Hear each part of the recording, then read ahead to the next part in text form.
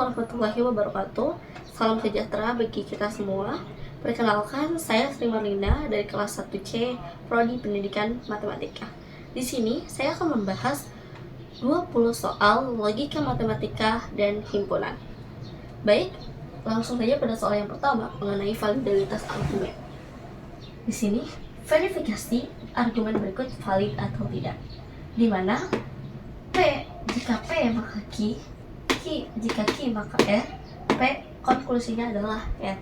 Nah, untuk memverifikasi bahwa argumen ini valid atau tidak, maka kita akan kita akan menuliskan yang pertama itu menuliskan hal-hal yang sudah diberikan pada soal. Tulis saja, yaitu jika P maka Q tangannya yaitu diberikan.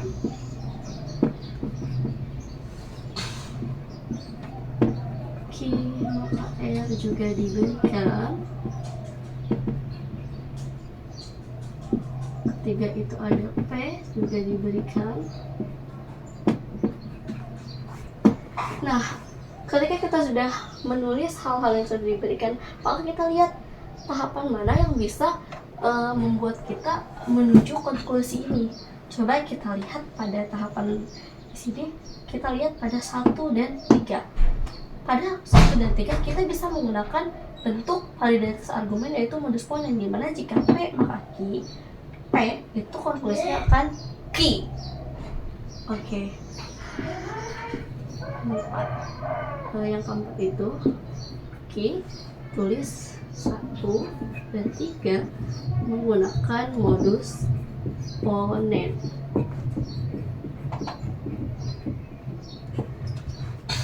Nah, setelah kita lihat lagi pada tahapan selanjutnya, kita analisis lagi pada 2 dan 4 kita bisa menggunakan modus ponen juga, di mana kesimpulannya adalah jika Q maka R, Q maka kesimpulannya adalah kita ini tulis kesimpulannya adalah R.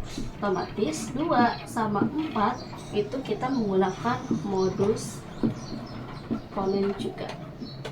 Dengan demikian, bahwa argumen ini adalah valid. Baik, selanjutnya kita akan membahas soal nomor 2, masih mengenai validalitas argumen, di mana verifikasi argumen berikut valid atau tidak. Di mana argumennya adalah, atau premisnya adalah jika P maka R, P atau Q negasi Q, maka konklusinya adalah R. Nah, langkah pertama kita akan menulis hal-hal yang sudah diberikan pada soal. P maka R itu hasil diberikan. P atau Q diberikan juga. Dan ketiga itu ada negasi Q diberikan. Setelah kita menulis apa hal-hal yang sudah diketahui pada atau sudah diberikan pada soal, tujuan kita adalah konklusinya adalah R. Nah, kita lihat pada tahapan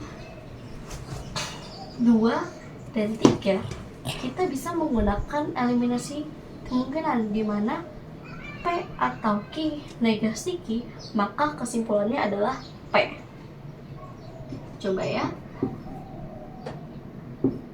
itu semuanya adalah P, di mana 2 dan 3 kita menggunakan eliminasi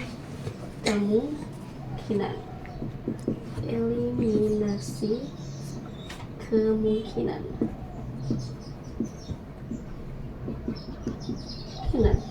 Nah, setelah kita sudah mencapai tahap ini, kita lihat lagi, kita kan belum sampai ke tujuan, maka kita akan lanjut ke tahap selanjutnya. Kita analisis lagi pada tahapan-tahapan yang sudah kita buat. Itu ada P, jika P maka R, ini ada P, maka konklusinya adalah bakal R. Maka dari itu kita sudah mencapai tujuan kita atau konklusinya R. KA tulisnya adalah R. Hal ini karena 1 dan 4 kita menggunakan modus ponen. Maka dari itu, argumen ini valid.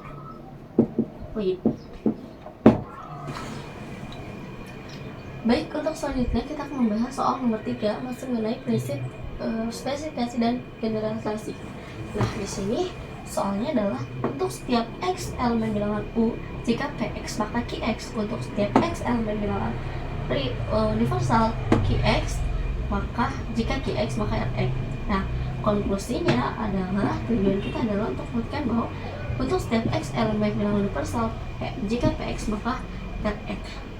Seperti pada soal sebelumnya, untuk membuktikan ini kita perlu menuliskan apa yang sudah ada diberikan pada soal agar mudah saja tahapannya ya.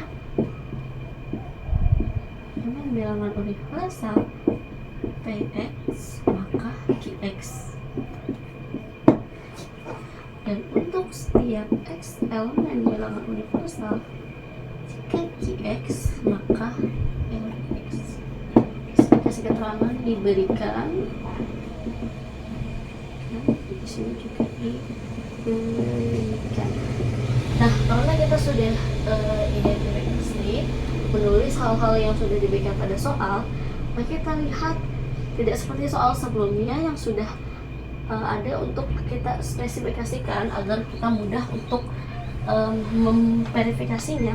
Maka di sini kita coba asumsikan bahwa ketika A itu adalah elemen bilangan universal, atau kita bukan asumsi, malah ada yang kurang, kita coba asumsi itu, coba ambil sembarang ya, coba ambil sembarang A itu elemen bilangan universal. Kita gunakan asumsi keterangannya. Ketika sudah kita asumsi, kita bisa lihat bahwa dari poin 1 dan poin 3 kita bisa spesifikasikan dengan dimana di sini sama seperti soal sebelumnya bisa diganti menjadi A. Oke, agar mempermudah kita untuk mengidentifikasi verifikasinya. Mana VA maka QA.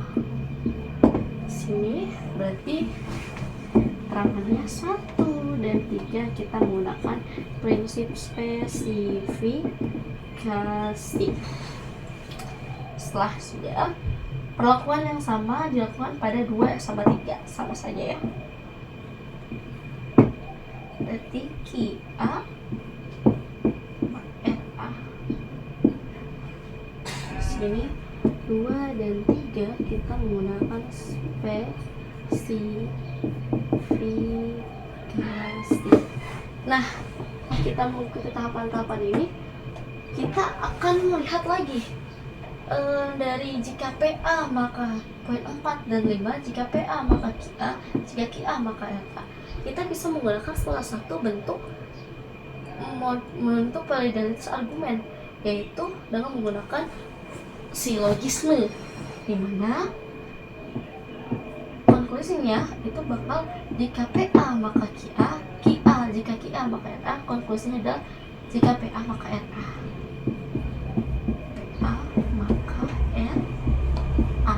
Di sini kita 4 dan 5 kita menggunakan silogisme. Nah, karena kita sudah mulai terlihat menuju kesimpulan, kita lihat di sini dan di sini sudah sama ya. Nah, tinggal kita generalisasikan dalam bentuk ini kan masuk dalam bentuk spesifiknya A. Kita coba generalisasikan pada 3 dan 6 ini, kita generalisasikan menjadi bentuk seperti ini atau seperti ini. Maka 7 untuk setiap x elemen dengan universal Px maka Rx. 3 dan 6 kita gunakan generalisasi. Maka dari itu pernyataan ini sudah jelas terbukti.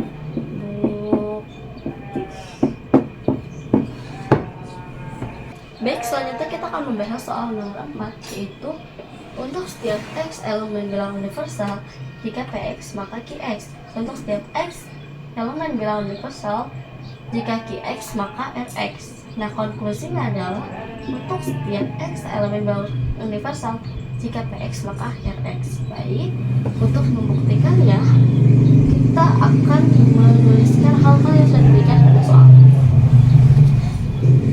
Pertama, untuk setiap X elemen bilangan universal, Px maka X. Ini diberikan pada soal. Untuk setiap X elemen universal, Qx maka Rx. Juga ini.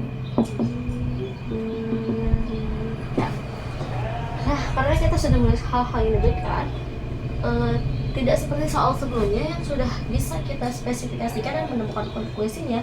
Di sini kita belum, yaitu dimana di soal yang sebelumnya itu A elemen bilangan universal yang sudah bisa langsung dispesifikasikan.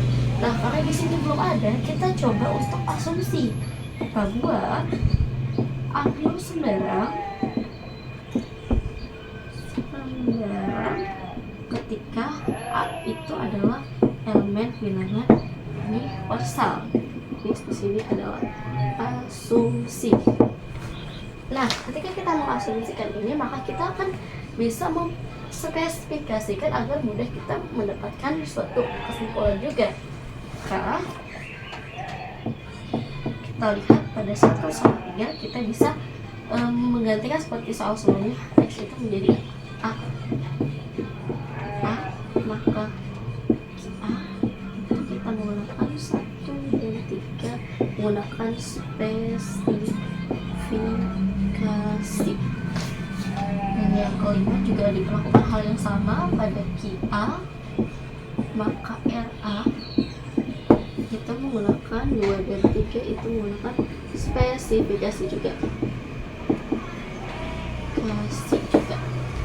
Nah, dari tahapan-tahapan ini kita bisa lihat bahwa pada poin 4 tadi kita bisa menggunakan salah satu bentuk validitas argumen, yaitu bentuk silogisme, dimana jika PA maka QA, jika QA maka RA, maka konklusinya adalah PA, jika PA maka RA.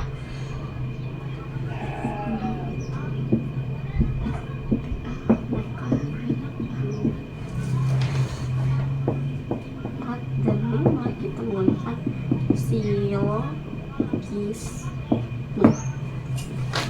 Nah, sudah mulai terlihat bahwa di sini kita sudah bisa membuktikannya karena hanya beda bentuknya aja ada A-nya.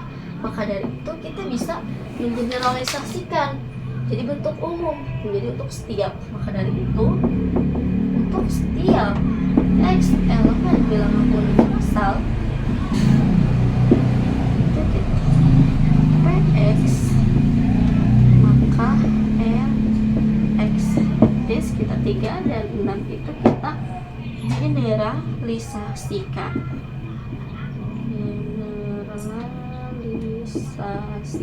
Oleh karena itu, dua hal ini sudah terbukti. Baik, selanjutnya kita membahas soal nomor 5 masih mengenai prinsip spesifikasi dan generalisasi.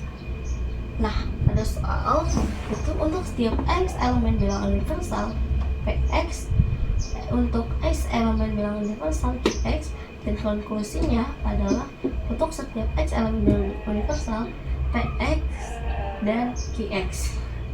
Oke, seperti soal sebelumnya kita akan menuliskan hal-hal yang sudah diberikan pada soal. Universal Px 2 untuk setiap X elemen bilangan universal untuk Qx. Keterangan diberikan.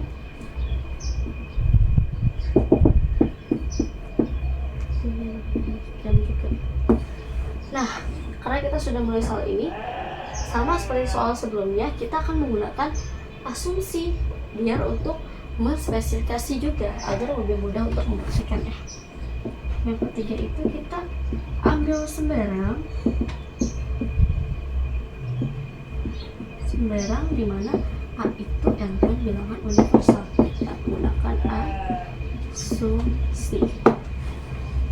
Nah, kalau kita sudah mengasumsikan A elemen bilangan universal, maka setiap X yang di sini itu bisa kita spesifikasikan menjadi X-nya betul diganti menjadi A. Oke, yang keempat itu berarti di sini PA di mana 1 dan 3 itu spesifikasi.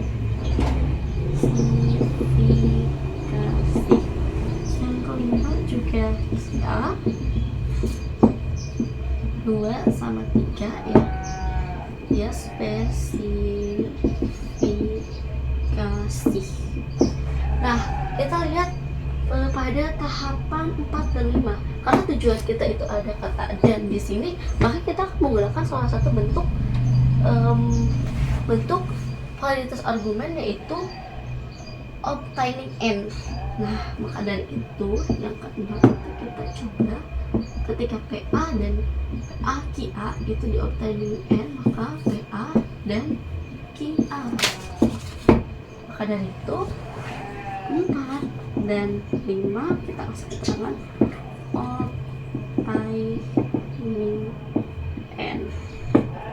Nah, karena ini sudah sama, tinggal kita generalisasikan dari 3 dan 6 agar berbentuk untuk setiap atau bersifat umum, karena kan kuantum universal. Oke, nah untuk setiap X elemen bilangan universal, maka PX PA ya, PX dan QX ini 3, 4, 5 dan 3 dan 6 digeneralisasi. Maka dari itu hal ini sudah jelas terbukti.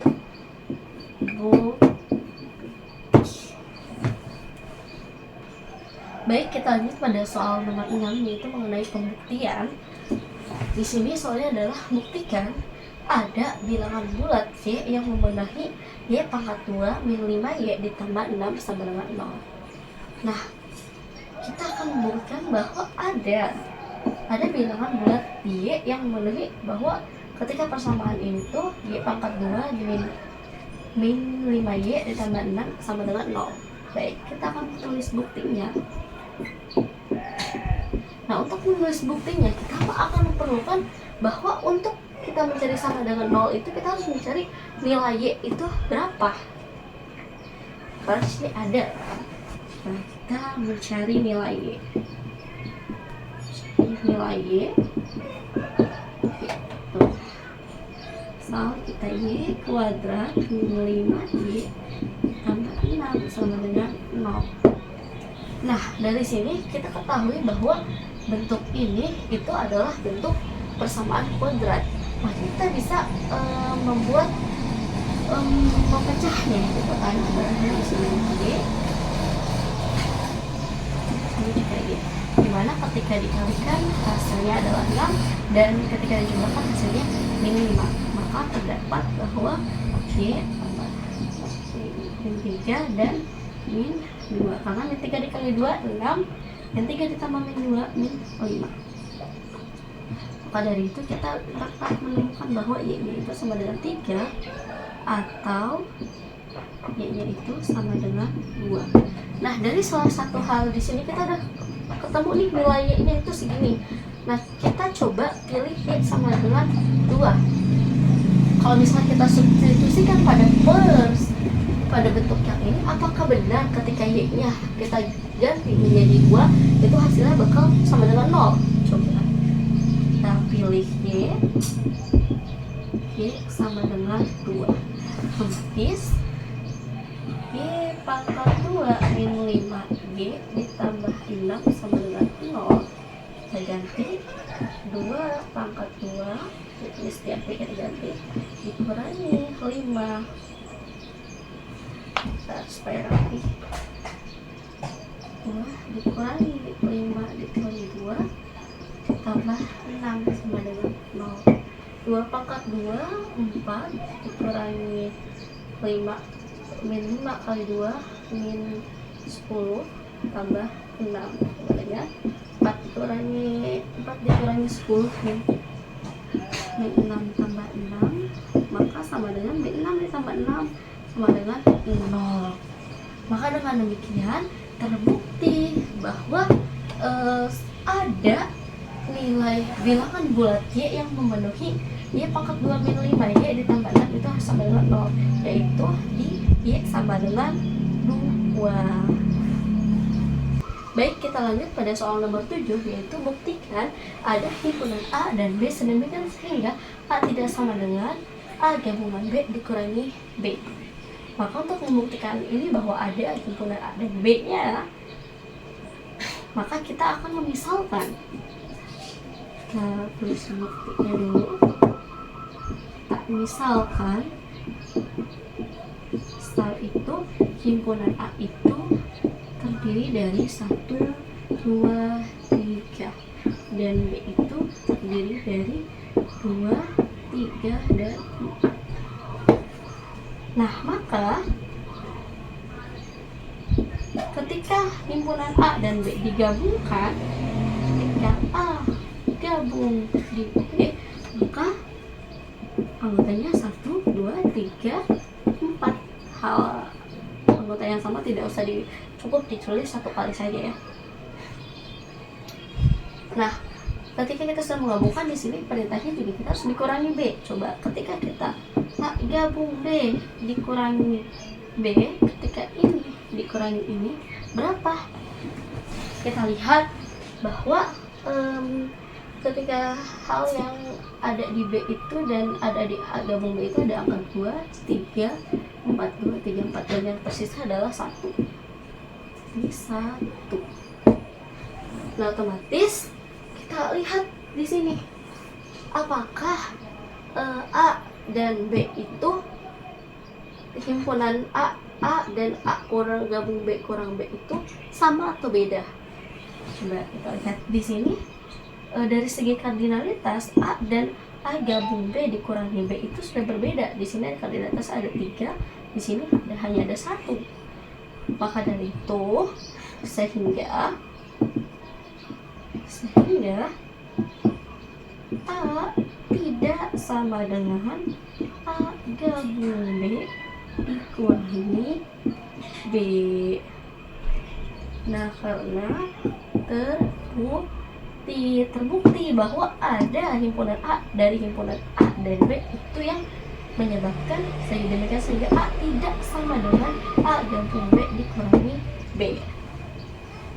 Baik, kita lanjut pada soal nomor 8 mengenai pembuktian juga, yaitu buktikan ada himpunan A sedemikian sehingga 1, 2 anggota himpunan 1, 2, 3, 4 dikurangi A itu sama dengan 1 dan 3. Nah, bagaimana kita membuktikan? Kita tulis buktinya. Di sini kan kita belum tahu ya nilai himpunan A itu anggotanya siapa saja. Maka kita misalkan saja. Misal himpunan A itu terdiri dari 2 dan 4. Nah, maka ketika 1, 2, 3, dan 4 dikurangi A, kita substitusikan pada di sini. Ya, 1, 2, 3, 4 dikurangi A. Nah, itu sama dengan kita substitusikan 1, 2, 3, 4 dikurangi 2, nilai di A nya 2 dan 4. Nah, ketika ini dikurangkan, maka akan bersisa ini kan ya, bersisa 1 dan 3. Jadi definisi pengurangan himpunan ya. Maka dari itu terbukti bahwa ada himpunan A sedemikian sehingga 1, 2, 3, 4 dikurangi A itu 1 dan 3. Baik, selanjutnya kita akan membahas soal nomor 9, yaitu buktikan ada M, N, elemen bilangan bulat sedemikian sehingga 9M ditambah 4N sama dengan 1. Kalau misalnya di sini ada kuantum eksistensial, maka dari itu tidak untuk semua, berarti bisa ada salah satunya. Kita bukti. Kita misalkan, kita kan belum tahu ya M dan N nya itu berapa. Kita anggap saja kita misalkan M nya itu sama dengan 1 dan N nya itu sama dengan min 2. Maka dari itu, maka kita substitusikan nilai yang di sini kepada persamaan yang di sini. Maka 9M ditambah 4N sama dengan 1. Kita ubah 9 dikali 1 ditambah 4 dikali min 2 sama dengan 1. Apakah benar? Yaitu 9 dikali 1 9 ditambah 4 dikali min 2 itu min 8, negatif 8 sama dengan 1. 9 ditambah negatif 8 itu sama dengan 1. Maka terbukti bahwa ada M dan N, yaitu di 1 dan 2 yang berbilangan bulat, ya kan? Sedemikian sehingga 9M ditambah 4N sama dengan 1. Baik, untuk selanjutnya kita akan membahas nomor 10 mengenai pembuktian matematika.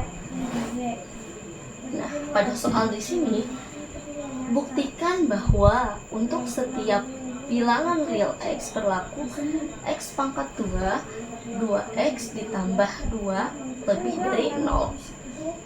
Nah, kita melihat bahwa bentuk dari pernyataan ini adalah bentuk untuk setiap, atau kita kenal sebagai kuantum universal.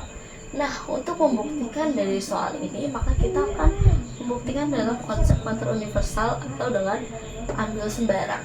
Kita tulis bukti dulu.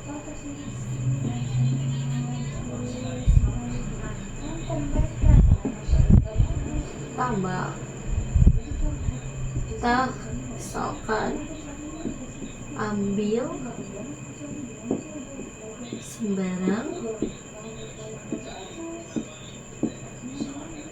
sembarang X bilangan real.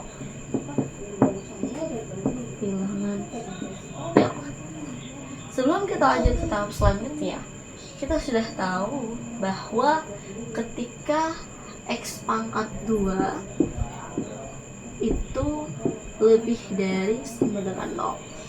Nah, setiap X pangkat 2 itu akan selalu lebih dari atau lebih dari sama dengan 0. Karena ini bentuknya pasti, berapapun nilai X nya, maka ketika dipangkatkan 2 itu akan selalu bernilai lebih dari atau lebih dari sama dengan 0. Nah, ketika apa hubungannya dalam pada soal ini? Nah, bagaimana kita mentransformasikannya? Nah, kita bisa menggunakan ini sebagai acuannya juga untuk kedepannya nanti. Baik, kita uraikan dulu pada soal X pangkat 2 tambah 2X ditambah 2 itu kita uraikan menjadi X pangkat 2 ditambah 2X ditambah 1 ditambah 1. Di sini saya menguraikan 2-nya di sini menjadi 1 tambah 1. Nah, dalam bentuk ini coba kita lihat. Ini bisa menjadi kuadrat yang sempurna. Kita bisa meringkasnya ya menjadi X pangkat 2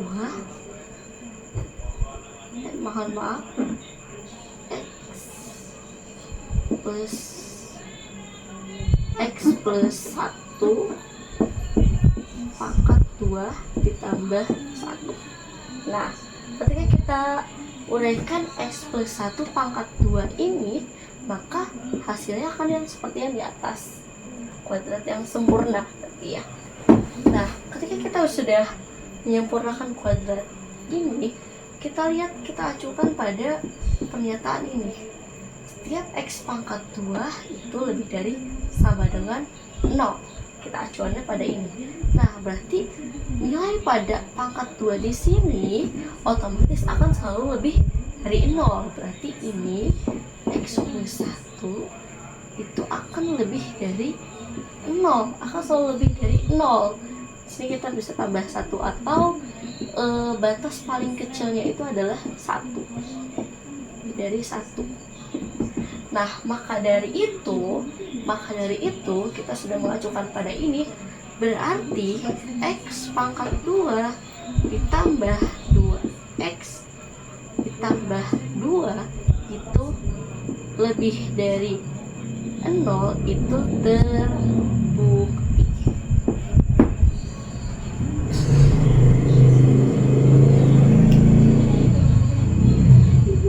Baik, selanjutnya kita akan membahas nomor 11, masih mengenai pembuktian matematika, yaitu soalnya untuk setiap X elemen bilangan real, X elemen min 2,1 jika dan hanya jika min X elemen min 1 dan 2. Nah, dalam soal ini kita terdapat ada kata jika dan hanya jika. Tandai kata ini. Ketika ada soal yang menyatakan jika dan hanya jika, otomatis kita akan membuktikannya itu melalui dua arah kanan dan arah kiri. Kita asumsinya melalui dua arah. Baik. Bukti. Tulis bukti dulu di sini.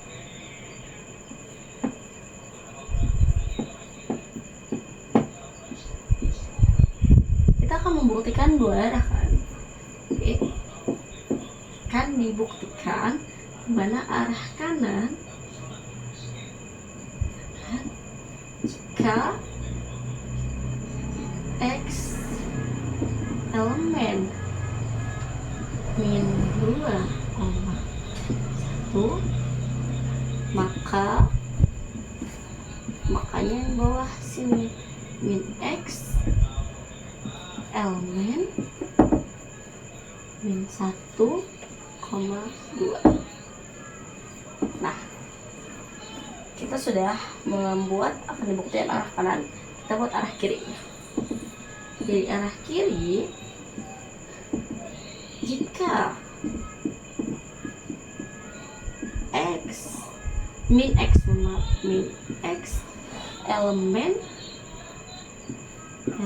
dari min 1,2, maka kebalikan dari yang arah kanan, makanya pada X elemen min 2,1. Nah, kita akan membuktikan secara dua arah. Kita akan membuktikan dari arah kiri. Asumsi dari arah kiri, dari arah kanan, dari arah kanan. Kita asumsikan bahwa asumsi bahwa X-nya itu X elemen dari min 2,1. Nah, dalam bentuk X elemen min 2,1 atau ini bentuk interval ya, interval min 2,1, maka kita akan membuatnya dalam artinya bentuk ini itu bisa diubah. Artinya dia itu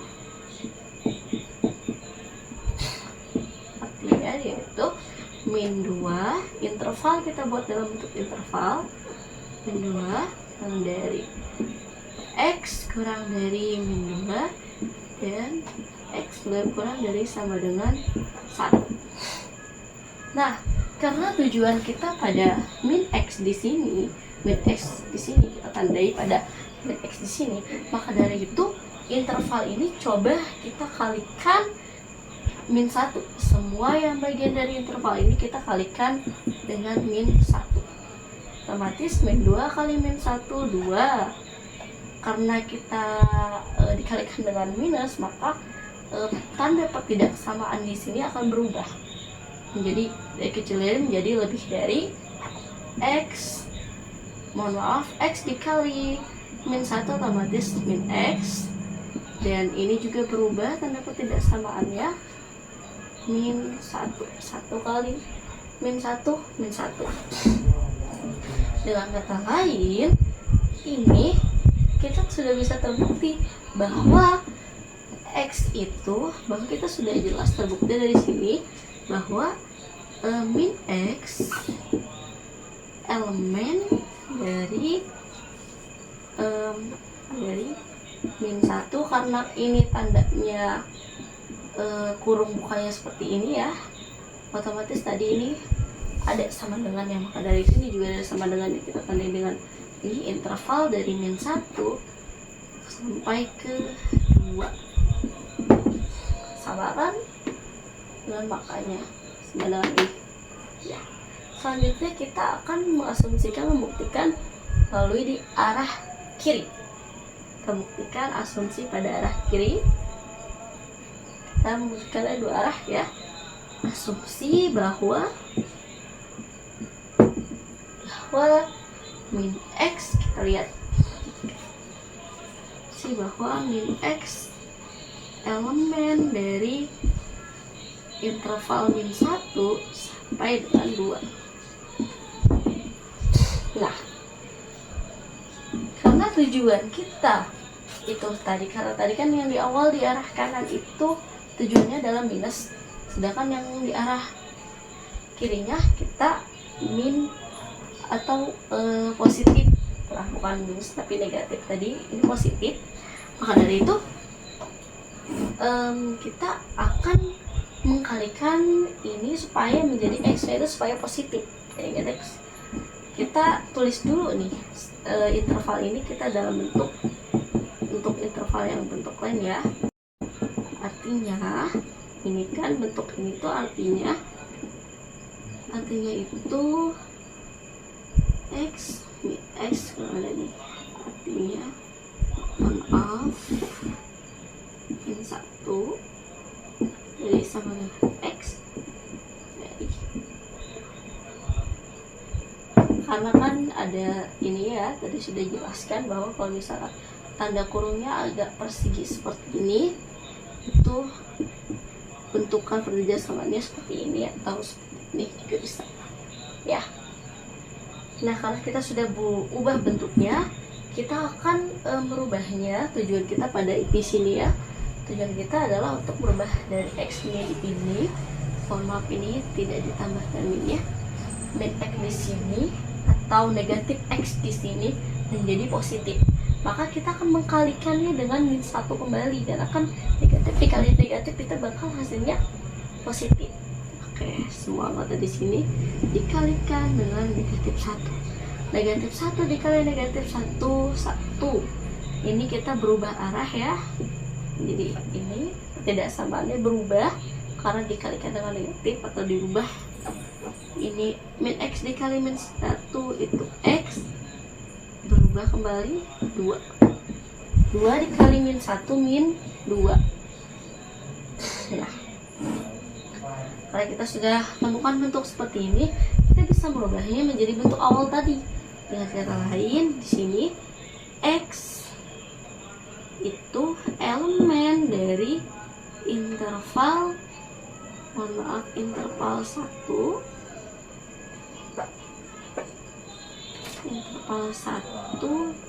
dan min 2. Nah, maka dari itu, maka asumsi arah kanan dan arah kiri terbukti. Gitu teman-teman.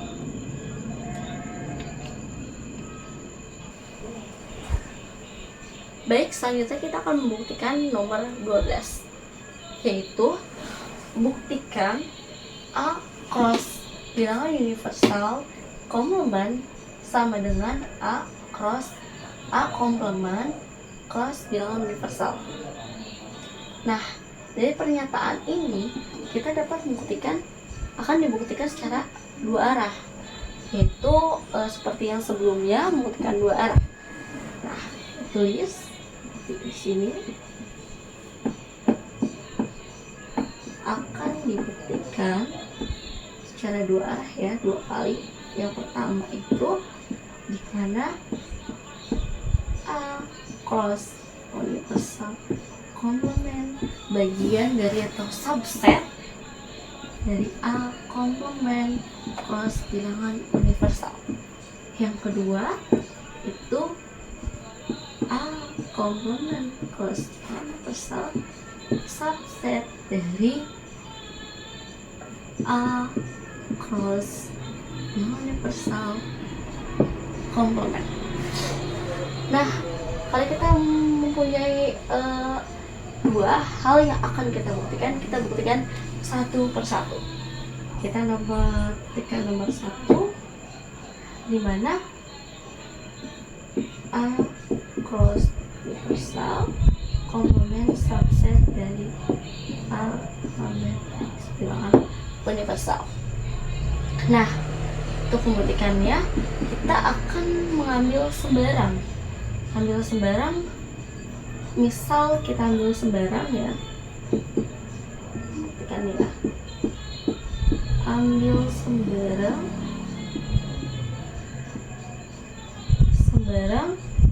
misal pada A sama U itu elemen dari A cross bilangan universal complement. Nah, dari definisi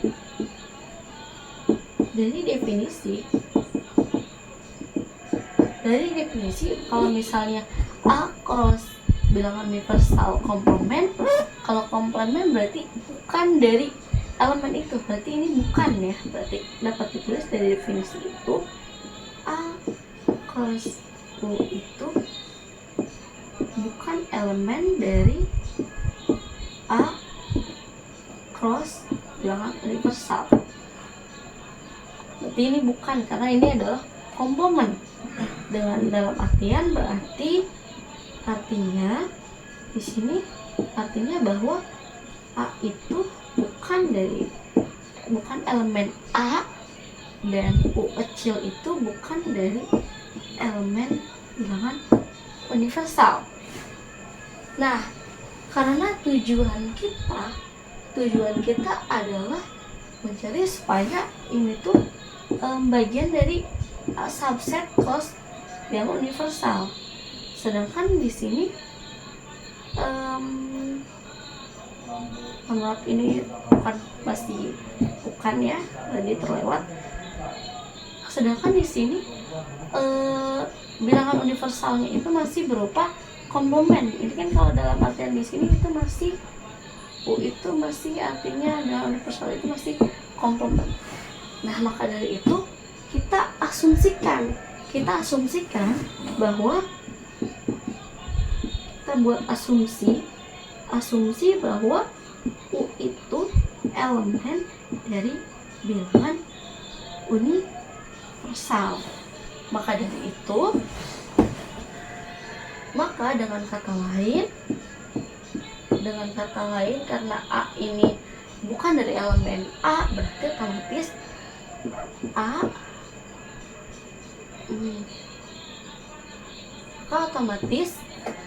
karena kita sudah mengambil sembarang ya, maka otomatis dengan kata lain ini tuh A itu bakal jadi komplement. Kita tulis ulang saja, A bukan dari elemen dari A itu, dan bilangan dan U kecil itu elemen dari bilangan universal. Sehingga kita dapat tulis sehingga A cross bilangan universal komplement itu subset atau bagian dari A komplement cross bilangan universal. Karena kan tadi di sini ya, ini itu artinya kan A komplement juga kalau yang ini. Kita tulis seperti ini, terbukti. Nah, kita nomor 1 sudah terbukti, kita lanjut kepada akan dibuktikan ke nomor 2. Caranya juga hampir sama. Kita ke bagian nomor 2, dimana A komplement cross bilangan universal subset A cross yang universal komplement. Nah, kita ambil sembarang, kita ikutin cara ini juga ya. Ambil sembarang,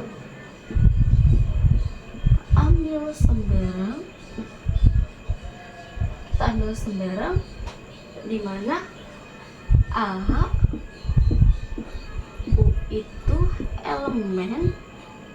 itu elemen dari A komplement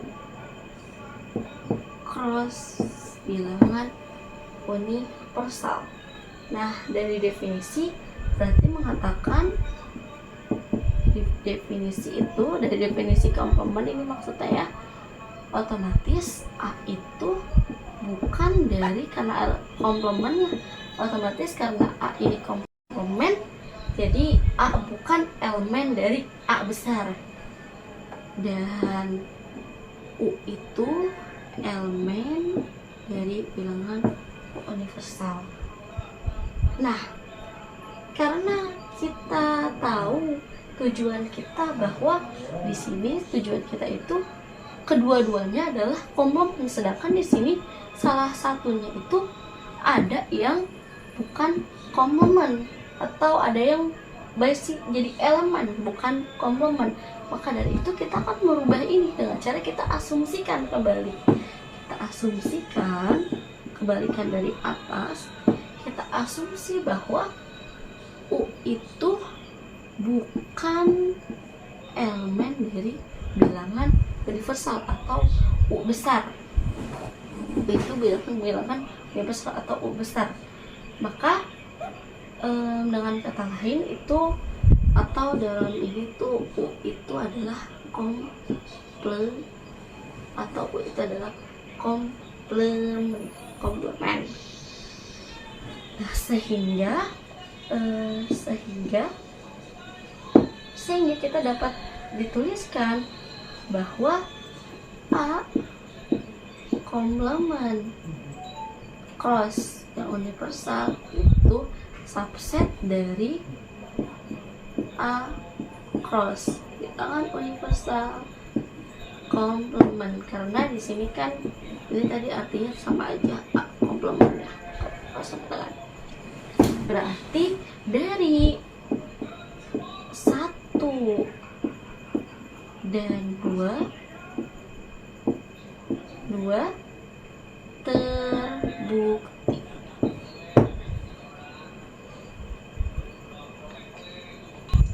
Baik, kita lanjut pada soal yang nomor 13.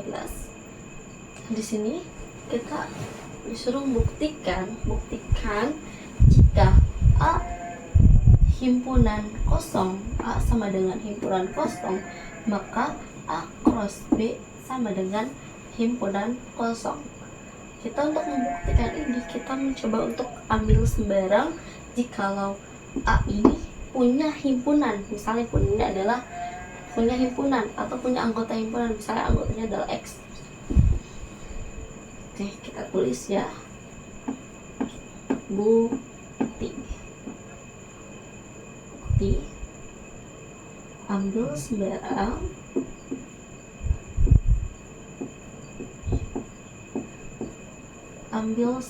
kita ambil sembarang himpunan A, barang himpunan A. Nah, kita asumsikan, setelah kita ambil sembarang, kita asumsikan asumsi bahwa A sama dengan himpunan kosong, tetapi dan maka ketika A sama dengan himpunan kosong, berarti X itu bukan elemen dari A. Misalnya A itu punya anggota himpunan yaitu X. Misalnya kan setiap himpunan pasti punya anggota-anggota elemen-elemen ya, anggota himpunan ya, misalnya X. Kalau misalnya himpunan A itu adalah himpunan kosong, maka X bukan elemen dari A karena dia kosong, nggak punya anggota ibaratnya.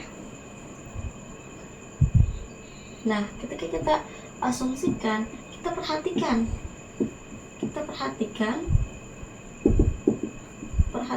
bahwa di sini perhatikan bahwa A cross B itu sama dengan himpunan kosong. Kita perhatikan bahwa di sini A cross B adalah himpunan kosong. Menurut definisi cara penulisan cross product itu ketika A cross B itu, maka X, Y itu dimana X elemen himpunan A dan G, bisa saja X, Y ya, atau A, B itu bisa. Y elemen anggota B. Salah. Nah, ketika kita tulis seperti ini, kita perhatikan lagi. Di sini kan mengatakan bahwa dalam cross product itu mengatakan bahwa X elemen A, sedangkan di sini kita perhatikan lagi. Kita perhatikan kembali. Kita perhatikan bahwa X itu bukan elemen dari A. X itu bukan dari elemen A. Dengan demikian, sehingga jikalau A sendiri adalah himpunan kosong atau X bukan dari anggota himpunan A, maka tidak mungkin dia mengkalikan atau dia di-crosskan oleh B. Dengan demikian, jikalau A di-crosskan dengan B, itu sama dengan akan menghasilkan himpunan kosong, karena A sendiri dia tidak mempunyai himpunan atau anggota himpunan atau berupa himpunan kosong. Maka terbukti. Baik, selanjutnya kita membahas soal nomor 14, di mana soalnya adalah buktikan untuk semua fungsi real f, jika f konstan maka 2f konstan. Nah, untuk membuktikan ini kita sama saja menggunakan ada kata jika maka kita akan membuktikan dengan cara kita ambil sembarang. Nah, untuk memudahkannya dulu, kita akan menulisnya dalam bentuk kuantor universal. Untuk memudahkan saja ya. Untuk setiap atau dalam definisi 15 juga tulis seperti ini ya. Untuk setiap fungsi real f,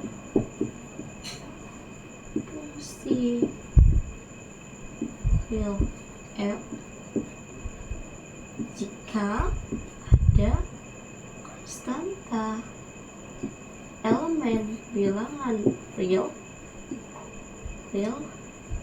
maka ada juga ini SDSH ya, sedemikian sehingga fx sama dengan c atau konstanta, dan ini maka ada bilangan real sedemikian sehingga ada itu sebagai 2fx sama dengan konstanta, sama aja konstan. Nah, untuk membuktikan kita akan mulai dari mengambil sembarang. Misal kita tulis bukti dulu di sini. Yang pertama itu kita ambil sembarang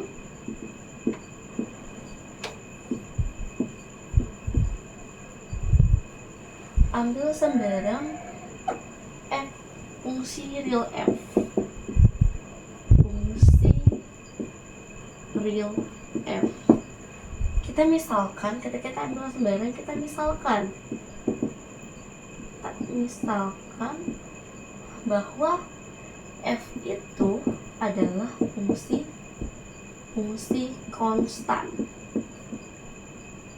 Karena kan kita akan membuktikan fungsi konstan, jadi permisalan ada kita misalkan F itu fungsi konstan. Nah, dari definisi 1.15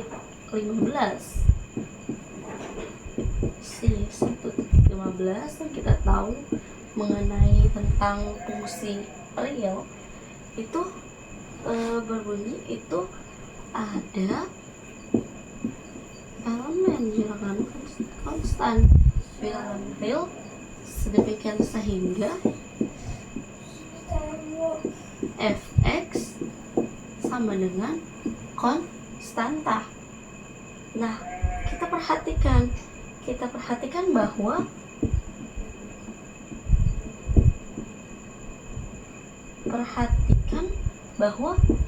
fx itu sama dengan konstanta. Di sini kita diperintah untuk membuktikan bahwa maka 2f itu adalah konstan. 2f itu adalah konstan. Nah, kita coba menggunakan definisi. Kita perhatikan lagi, misal 2f itu adalah konstan, kita akan membuktikan 2f itu adalah konstan. Kita lihat dari definisi 1.16 mengenai operasi pada fungsi real, yang dimana ketika 2f di sini kita sama aja di sini fx ya. Kita lihat di sini, perhatikan 2fx sama dengan c, maka kita 2f itu sama dengan 2 dikali fx. Nah, kita lihat bahwa fx itu adalah sama dengan c, maka fx di sini kita ganti c, kita substitusikan 2 dikali c sama dengan 2c. Nah, berdasarkan definisi 1.15 bahwa ketika fx sama dengan konstanta, maka 2f itu sama saja dengan konstanta karena fx di sini adalah konstanta. Maka berdasarkan definisi 1.15, maka 2f itu sama dengan konstan. 2f itu sama dengan itu 2f itu sama dengan fungsi konstan, maka terbukti.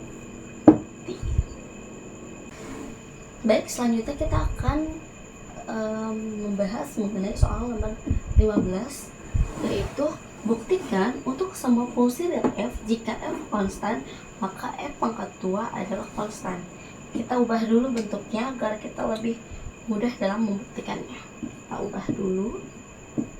Untuk setiap f fungsi real f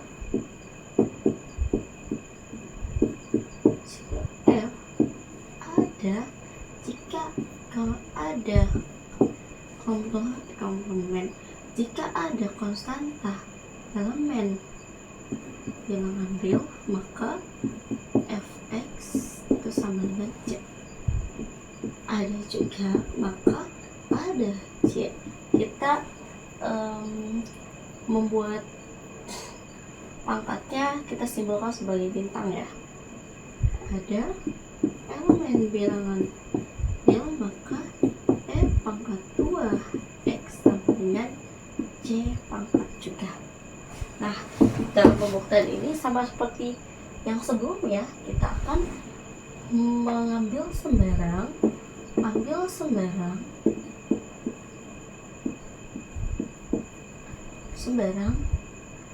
f sebagai fungsi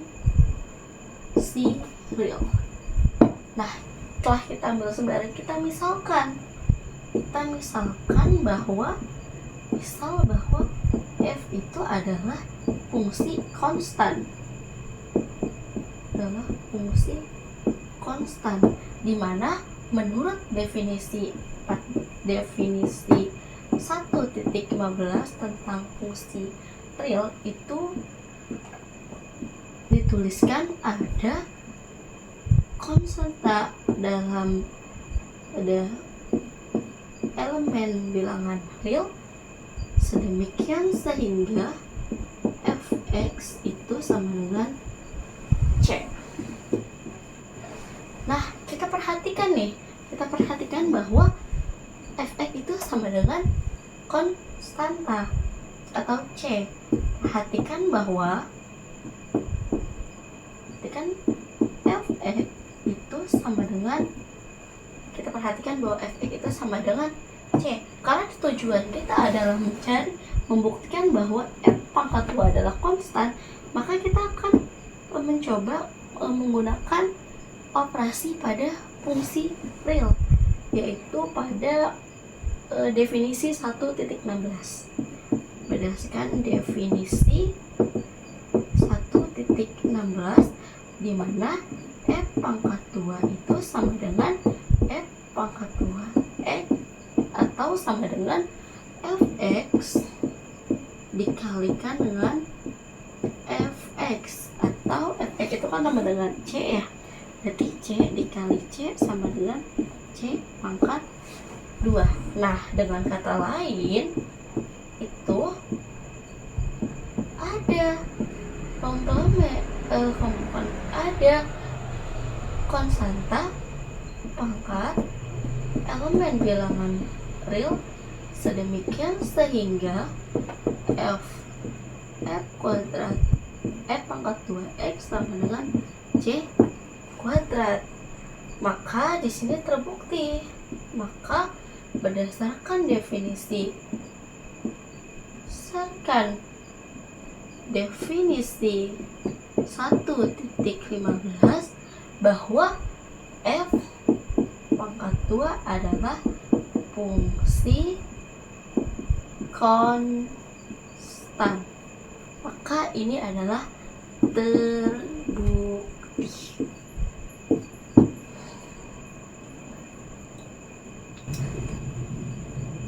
Baik, selanjutnya kita akan membahas soal nomor 16, yaitu buktikan untuk semua fungsi real f, jika f konstan maka f periodik. Kan pada soal sebelumnya itu konstan dengan konstan, sekarang kita konstan dengan periodik, agak sedikit berbeda. Dan dari pernyataan ini, jika f konstan maka f periodik. Dan kata lain, pernyataan ini menyatakan bahwa semua fungsi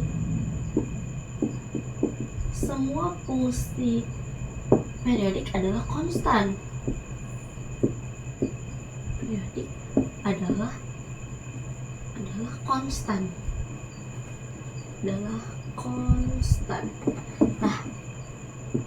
Nah, kita seperti biasa soal sebelumnya dirubah bentuknya, kita coba ubah bentuknya juga agar lebih mudah untuk dibuktikan kembali. Kita ubah ya. Untuk setiap fungsi real f ada c elemen bilangan real sedemikian sehingga fx sama dengan c konstan. Dan ada P itu simbol dari periodik sendiri. Di sini P-nya adalah simbol dari periodik. P elemen bilangan real sedemikian sehingga f x ditambah P sama dengan sama dengan fx. Mohon maaf, sama dengan fx. Nah, kita sudah lihat fx x plus p ini dilihat dari definisi 1.15 pada fungsi real. Nah, pada soal sebelumnya kita ambil sembarang, dan pada soal ini juga kita lakukan yang sama, yaitu buktinya kita tulis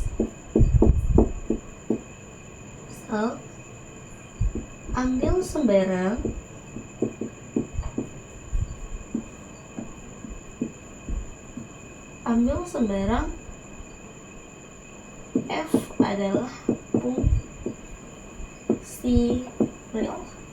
Ketika kita mengambil sembarang f adalah fungsi real, kita anggap karena di sini f-nya itu adalah fungsi konstan, berarti kita misal bahwa f adalah fungsi konstan yang dimana pada definisi 1.15 telah jelas bahwa ada c konstan elemen bilangan real, sedemikian sehingga fx sama dengan c atau konstan, fx sama dengan konstan. Nah, kita perhatikan lagi sama seperti soalnya sebelumnya, perhatikan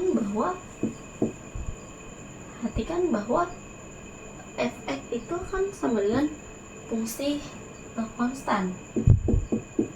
Fx sama dengan fungsi konstan. Nah, karena tujuan kita adalah f adalah fungsi periodik juga, dari semua berarti tujuan kita adalah semua fungsi periodik adalah konstan. Kita akan mengkonstankan fungsi periodik. Misalkan pada fungsi periodik itu kita ketahui bahwa fx plus p. Nah, bagaimana si fx plus p ini bisa menjadi fx agar bisa menjadi konstan? Nah, kita coba pilih P-nya itu, periodiknya itu adalah sama dengan 0. Nah, dari sini kita coba menggunakan substitusi, kita menggunakan sama saja seperti definisi 1.16. Kita coba substitusikan setelah kita pilih. Jika pilih fx sama dengan 0, maka fx plus 0 sama dengan, karena kan P-nya sudah dirubah ya,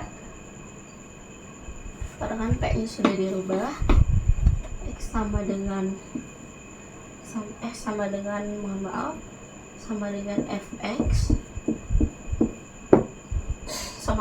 fx fx juga sama dengan konstan. Maka berdasarkan, dengan kata lain, KL berdasarkan definisi 1.16 atau operasi fungsi real, fx plus p itu sama dengan fx, atau juga bisa dikatakan fungsi konstan atau merupakan fungsi konstan terbukti,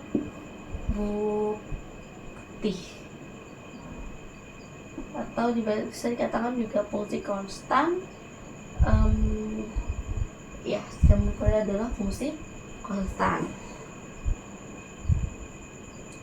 Bisa saja, mungkin ini bisa dihapus, cukup sampai sini aja.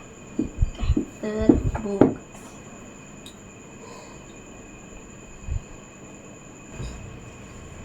Baik, kita lanjut pada soal nomor 17, yaitu buktikan jika A subset dari A irisan B, maka A subset dari B.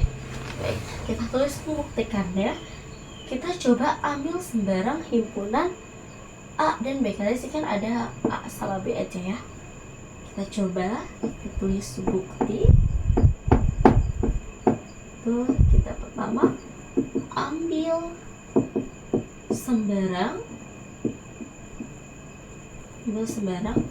himpunan A dan B. Nah, dari himpunan A dan B, kita misalkan bahwa himpunan A dan B itu di mana A subset A irisan B. Kita misalkan saja ya. Kita misalkan A subset atau bagian dari A irisan B. Nah, himpunan pasti memiliki anggota-anggotanya. Nah, kita coba ambil sembarang bahwa X adalah X termasuk elemen atau anggota dari himpunan A. Misalkan ya, kita ambil sembarang bahwa X itu elemen dari A. Nah, selain X sebagai dari elemen A, X juga sebagai elemen A irisan B. Kita coba ambil sembarang kembali. Sembarang X itu juga elemen A irisan B. Nah, dari definisi irisan, ketika X elemen dari A irisan B, maka X elemen A dan X juga elemen dari B. Kita tulis ulang di sini. Dari definisi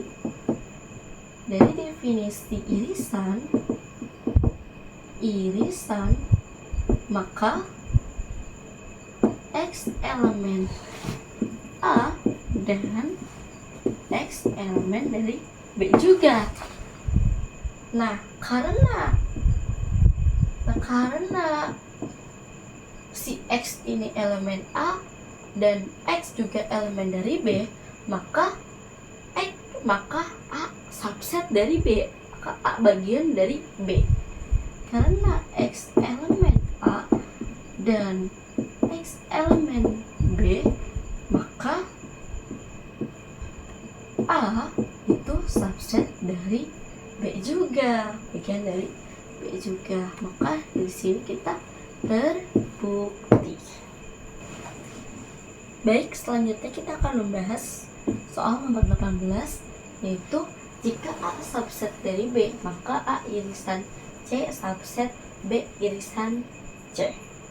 Nah, untuk membuktikan ya, maka kita coba ambil sembarang himpunan A sama himpunan B. Bukti.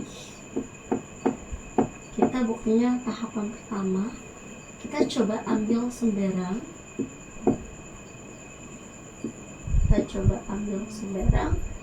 Himpunan A dan B. Coba ambil sembarang himpunan A dan himpunan B. Nah, yang kedua, kita misalkan bahwa A itu subset dari B. Kita misalkan bahwa himpunan A itu adalah subset dari B, atau A itu bagian dari B. Nah, dalam pembuktian kita harus menentukan tujuan kita membuktikan itu. Apa yang mau kita buktikan? Yaitu ini nih, A subset A irisan C subset B irisan C. Membuktikan A irisan C subset B irisan C. Nah, agar kita lebih mudah, kita anggap ini adalah tujuan kita ya, tujuan pembuktian kita. Nah, karena tujuan pembuktian kita ini, kita coba ambil ini untuk membuktikan apakah benar A irisan C itu bagian dari B irisan C. Kita coba ambil sembarang.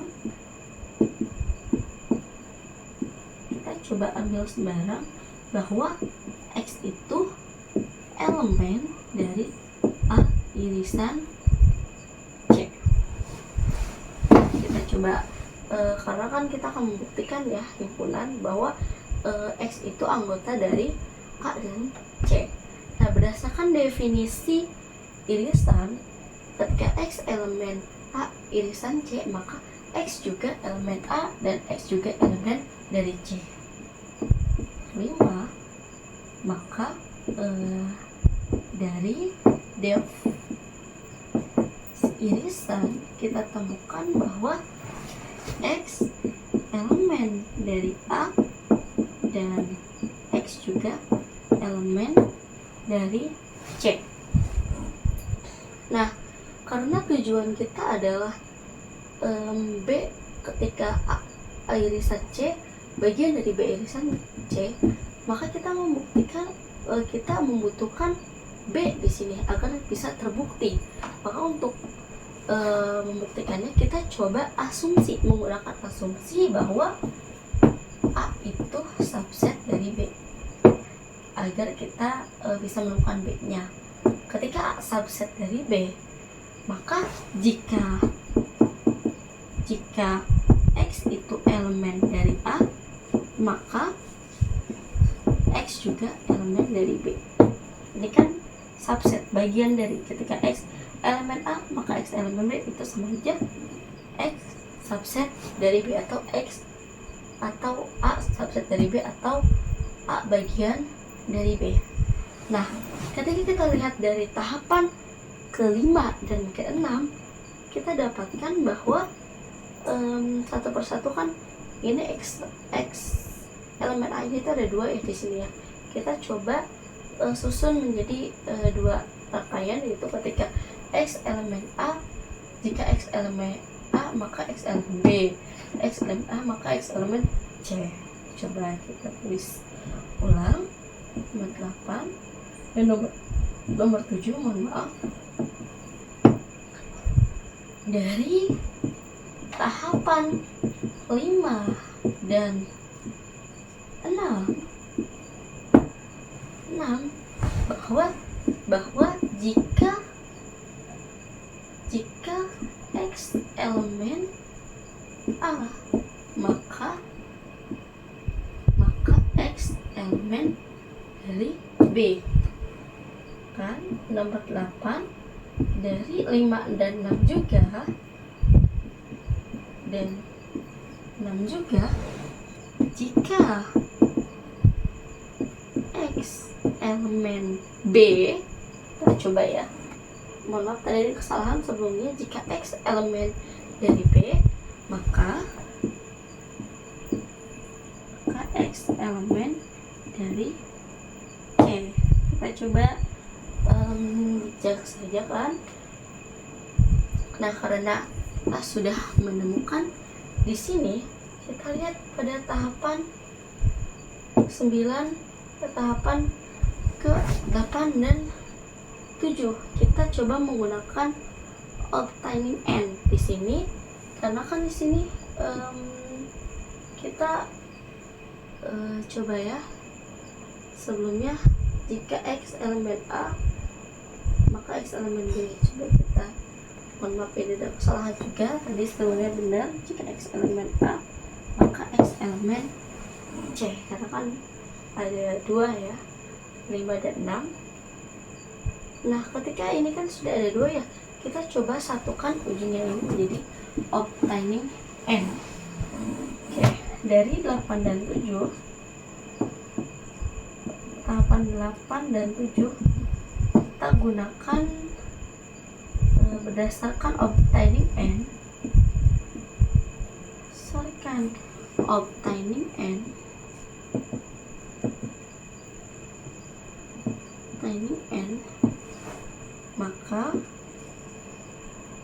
maka X elemen dari B dan X elemen dari C. Dengan kata lain, dengan demikian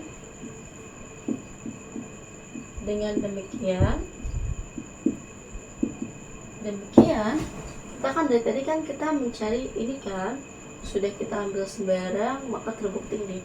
Dengan demikian A irisan C itu bagian sama saja bagian dari atau subset dari B irisan C. Terbukti.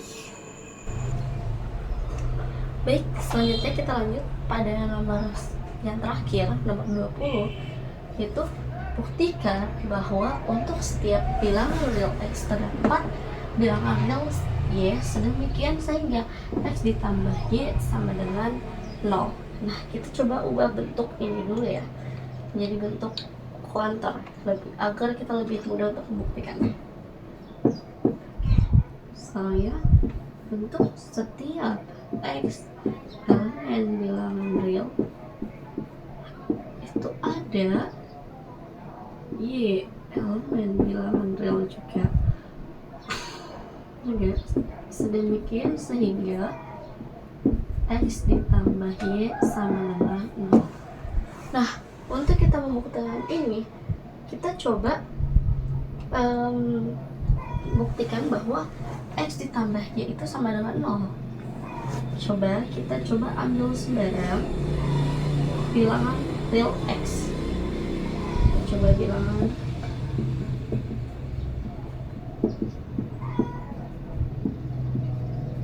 sembarang X bilangan real. Karena kita akan membuktikan bahwa ketika X ditambah Y itu sama dengan 0, maka kita akan membutuhkan berupa nilai. Berapa sih nilai yang bisa menyebabkan ini sama dengan 0? Coba kita untuk mencari nilainya. Nilainya ini tidak. Cari nilainya itu ketika X ditambah Y sama dengan 0, maka Y itu sama dengan min X. Nah, ketika kita sudah tahu bahwa nilainya itu untuk mendapatkan nilai itu adalah min X, kita pilih di mana Y sama dengan min X. Kita pilih Y itu sama dengan min X. Nah, setelah kita pilih Y itu sama dengan min X, kita akan substitusikan pada persamaan ini juga yang menyatakan yang akan membuktikan bahwa itu sama dengan 0. Oke. Ya, coba kita substitusi.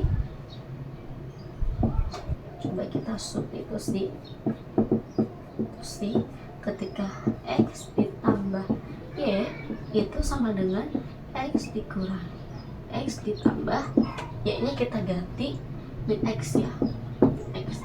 Maka X ditambah Y, X ditambah min X berapa? Berarti sama dengan 0. Dengan kata lain, terbukti